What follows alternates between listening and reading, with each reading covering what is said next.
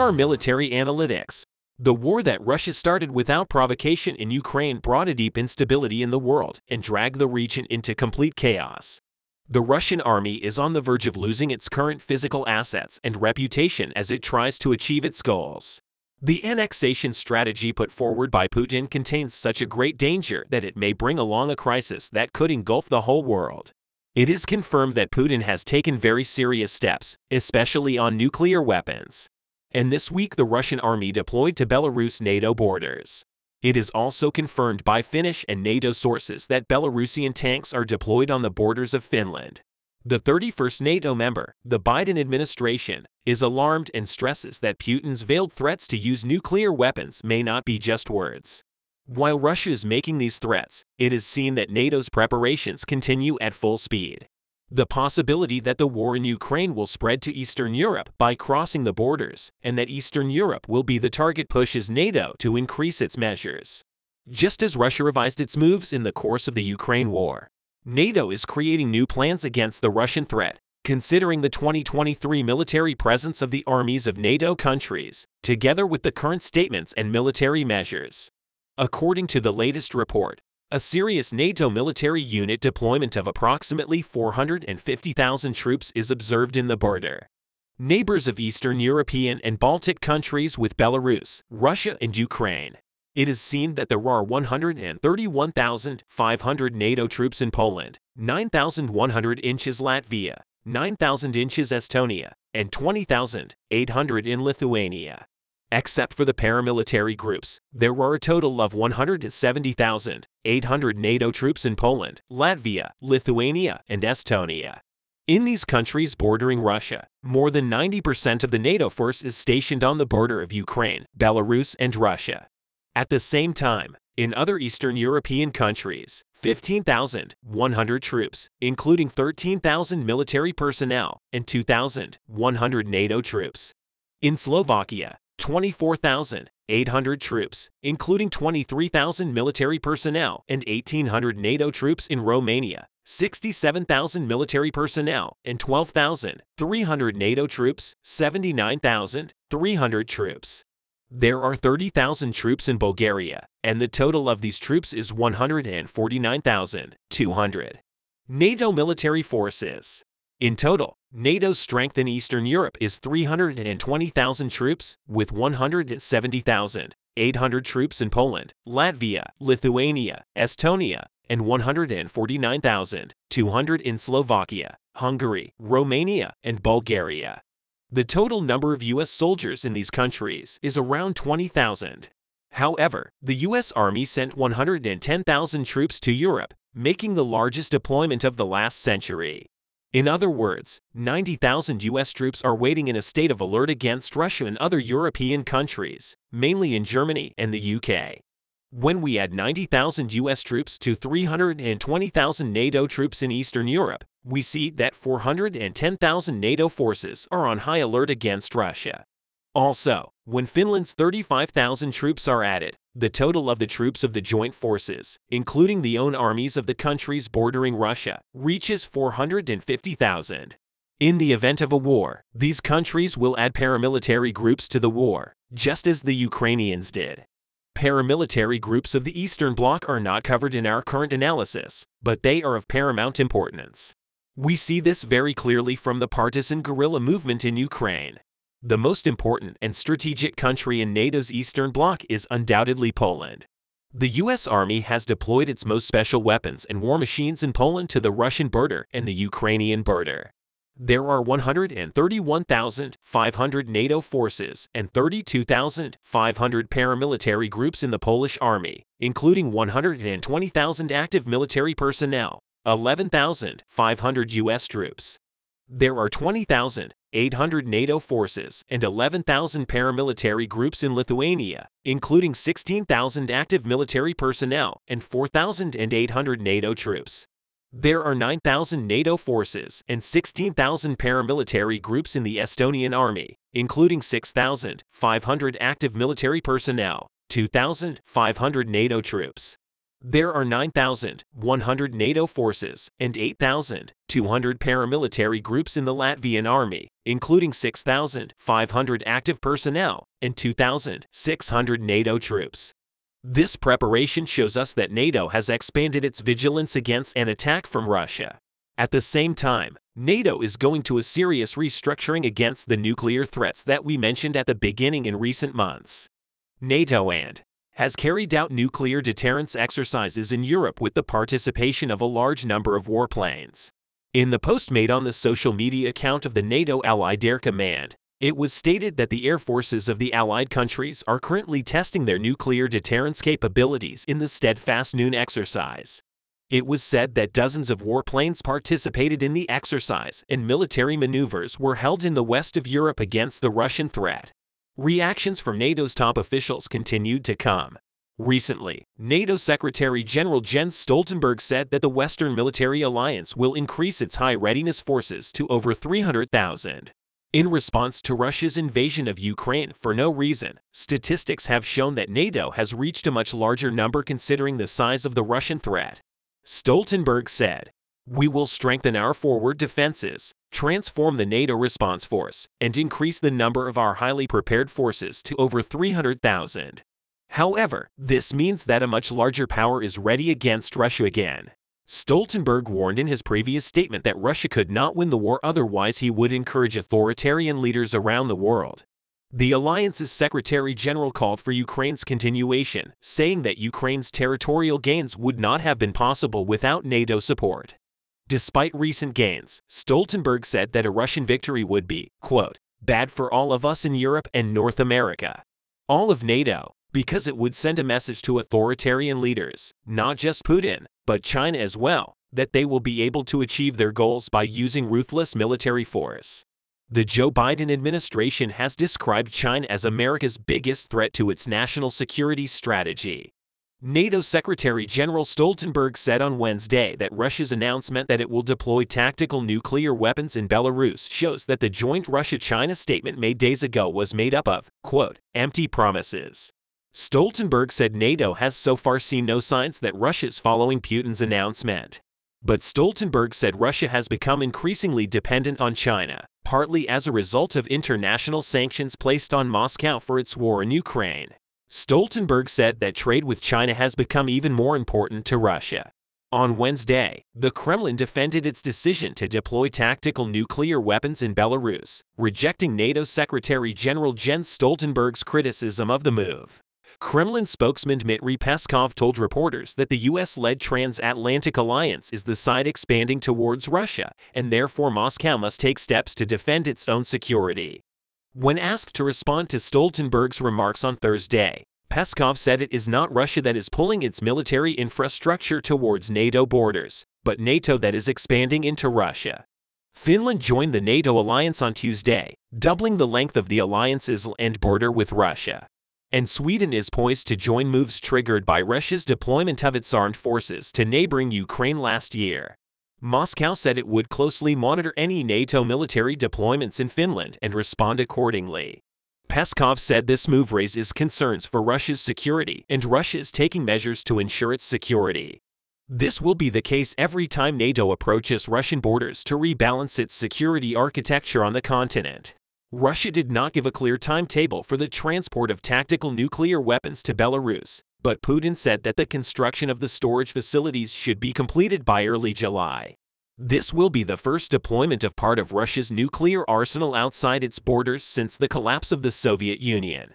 The war in Ukraine is proceeding exactly as the Ukrainian armed forces want, with the support of the Western states to Kiev. But Putin is ready to do whatever he can to upset this balance, because he knows that if he loses this gamble he entered in February, he will lose his power in everything, having already destroyed Russia's next 20 years. Putin is dragging his country into greater chaos every day. The Ukrainian armed forces has its sights set on Melitopol at the most critical corner of the war after Kherson. Kiev aims to capture Melitopol and open the door of Crimea completely. Let's examine the conditions created by this goal. Together, the offensive operations of the Ukrainian army have increased drastically in recent weeks. Bakhmut, the hottest place on the Eastern Front, is still under the blockade of the Ukrainian army. Russian troops in Bakhmut are overwhelmed by the blockade. The city is not passed by the corpses of Russian soldiers, and the Russians cannot get out of their trenches due to the intense attacks of the Ukrainian army in the south. The Russian troops deployed on the eastern bank of the Dnipro are under heavy Ukrainian artillery fire, increasing its attacks with the warming of the weather.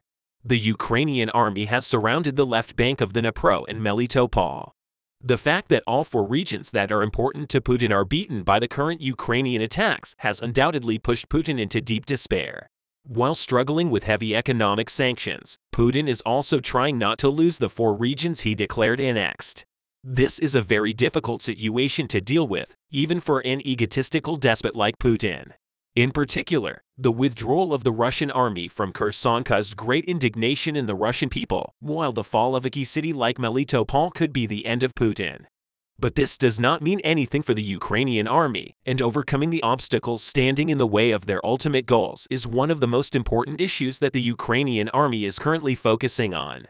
The intense attacks launched against Melitopol recently have caused the Russians to take urgent measures. One of the most obvious examples of this occurred last week. An explosion occurred at an airport in the temporarily seized city of Melitopol of the Zaporizhia region. The explosion occurred at noon yesterday during the year of occupation.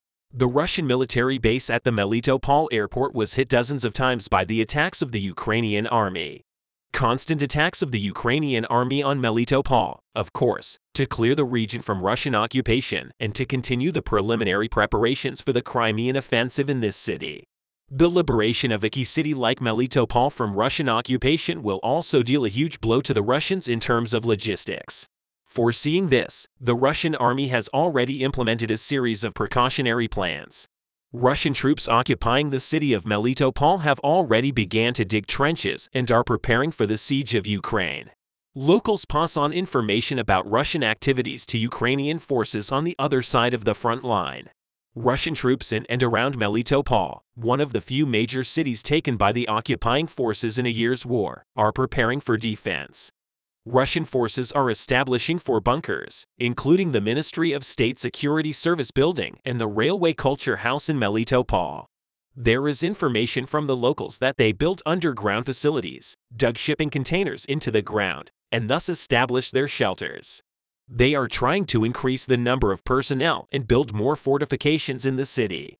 The second largest city in the Zaporizhia region, Melitopol, became an important administrative and logistics center for the Russian occupation forces. Locals are suffering under increasingly tight restrictions, in part in response to intense partisan activity that has claimed the lives of several high-profile Russian collaborators. So what does the liberation of Melitopol mean for the Ukrainian army? The city will also be an important target for possible future Ukrainian attacks if Kiev forces can save the city. Moscow's land bridge connecting Crimea to Russia will be compromised.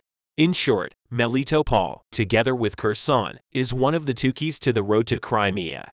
If Melitopol is cleared of occupation after Kherson, which is currently under the control of the Ukrainian army will be able to enter Crimea from two places, and it will be easier to clear the Crimea from occupation. Crimea, annexed by Russia in 2014, is a key war target for Ukraine, and leaders in Kiev have made clear their intention to liberate the peninsula, despite Russia's threats of escalation. Long-range attacks by Ukraine repeatedly targeted Russian military targets on the peninsula, and it's October 2022. A truck bomb temporarily closed the Kerch Strait bridge connecting Crimea to Russia. The Western officials have expressed skepticism about the Ukrainian military's ability to retake the region, while others have warned that Moscow may resort to weapons of mass destruction if its control of Crimea is threatened. So what significance does Melitopol have for Russia? The importance of Melitopol in Russian defense planning is clear. The Russians chose this place as an administrative and logistics outpost and concentrated their supplies and personnel here. It will also be vital to strengthen the city's regional associations and prevent Ukraine from advancing north. Recently, more than 50 trucks of Russian ammunition advanced through Melitopol towards the Zaporizhia section of the line. Russian forces set up two training facilities in the area around Melitopol to train newly mobilized soldiers from Russia. Some of the 300,000 soldiers called into service by the Kremlin in September 2022 to stop the Ukrainian counterattack. The United States has declared that the Crimean Peninsula remains part of Ukraine, but said the more pressing concern was Kiev forces retaking territory captured in Moscow's year-long war. The comments came on the 9th anniversary of Russia's illegal annexation of the region. The United States does not and will never recognize Russia's so-called annexation of the peninsula, even if there are no peace negotiations between Ukraine and Russia. It is Ukraine that will decide what constitutes a victory or an acceptable diplomatic outcome. It's up to Ukraine to determine that it is critical for everyone that there is nothing about Ukraine without Ukraine, and therefore it is not for anyone to define victory for Ukraine. Supporting Ukraine on the battlefield so that they can achieve the victory they define is the main task of Ukraine's partners and the Western world. Crimea is Ukraine, and it will never be abandoned. Russia's war against Ukraine and all free Europe started with Crimea and must end with the liberation of Crimea. But eventually, this conflict must move to the diplomatic phase. What's critical right now is reclaiming lands in the south and east, which is currently the focus. And for Western partners to be able to do that, it's imperative that they continue to arm Ukraine.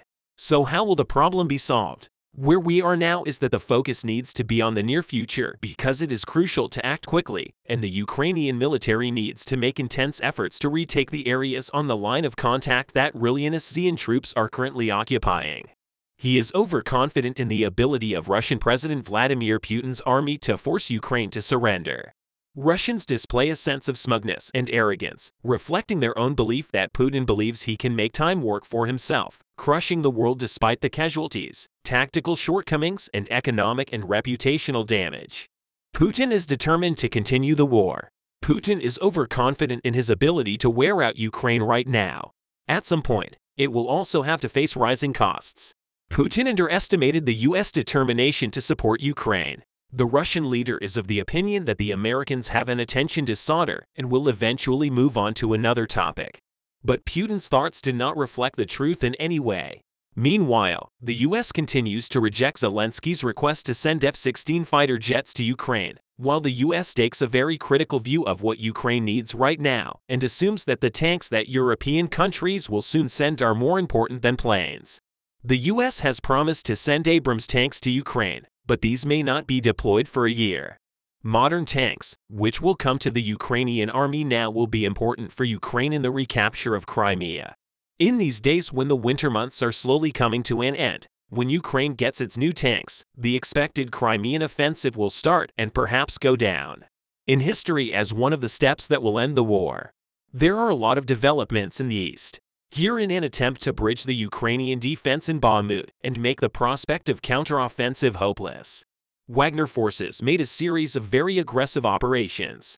They entered the most fortified part of the city and simultaneously tried to undercut Ukrainian forces from another side by sending a commando group to force the river and penetrate the city. Unfortunately for Russians, the commando group was completely overwhelmed by Ukrainian snipers and got quickly destroyed. Last time I told you that Russian forces made another significant push to the west in order to reach Mankivka and attack Ukrainian reserves before they launched the counterattack. I also told you that such a high concentration of Wagner units on such a narrow section of the front line allowed Ukrainians to inflict substantial losses on Russians by concentrating their artillery, mortar, and aviation strikes.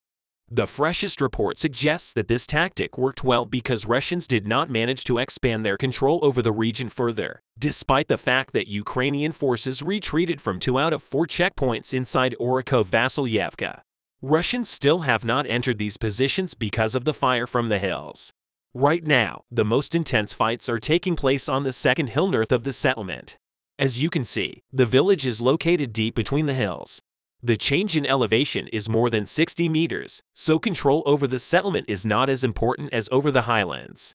Russian sources indicate that after several days of intense airstrikes, Ukrainian forces started to push back and conducted several limited counterattacks by leveraging the high ground that they hold. Because Wagner forces are so focused on their flanks, the pressure from the home of the road has been notably alleviated. If over the last several weeks Ukrainians refrained from using it due to risk and even blow up the bridge, then now they have partially restored the bridge and used the Kremova road once again. Some military analysts are saying that it is possible that Ukrainians have imitated preparation for the counteroffensive along the Sloviansk highway and it may happen somewhere else. Or Wagner forces overstretched themselves and sustained high losses due to their urgent, aggressive response to the point where the need for the counteroffensive disappears. Other military analysts said that judging by the available information on the disposition of Ukrainian troops, the counteroffensive will likely happen at the end of March. When it comes to the city of Bakhmut itself today, it was confirmed that Wagner forces established control over the first shops of the ASM industrial complex, which means that the previous reports of clashes here were correct. The available footage indicates that Russians are controlling the territory of Vostok Marsh. The freshest reports showed that Ukrainians are extensively shelling the industrial areas under Russian control. Wagner forces are complaining that Ukrainians are shelling them non-stop, especially as they begin assaults on underground sections of the ASM complex. Such a tactic destroys Wagner's reinforcements and does not allow them to retreat to the surface of the area that they control. The Institute for the Study of War concluded that Wagner Group fighters are becoming increasingly pinned in urban areas, while Ukrainians are still in the process of reducing Wagner personnel on their own territory. They have successfully destroyed a Russian assault unit that forced the river and tried to put a wedge between the northern and southern groups of Ukrainian forces. 3 days ago, Russia started reporting that a group of special operators forced the river at night and established control over 2 streets, which is quite a lot. Their main goal was to pass the high-rise buildings and use them to provide cover for the reinforcements that would be sent to the area. Unfortunately for Russians, Ukrainian snipers held tight control over this region, which is not that hard considering the number of high-rise buildings around. The same day a video was released by Ukrainian snipers from Bakhmut showing how they hunted down Wagner forces. Highly likely exactly in this region. As a result, the latest reports confirmed that Russians lost the bridgehead, but most importantly, they lost an elite group of special operators. Overall, Wagner forces continue pursuing the most aggressive course of action, where they are simultaneously betting on the breach in Ukrainian defense in his own and rapidly taking the city or attacking Ukrainian reserves first, forcing them to pursue positional fights instead of a counteroffensive operation.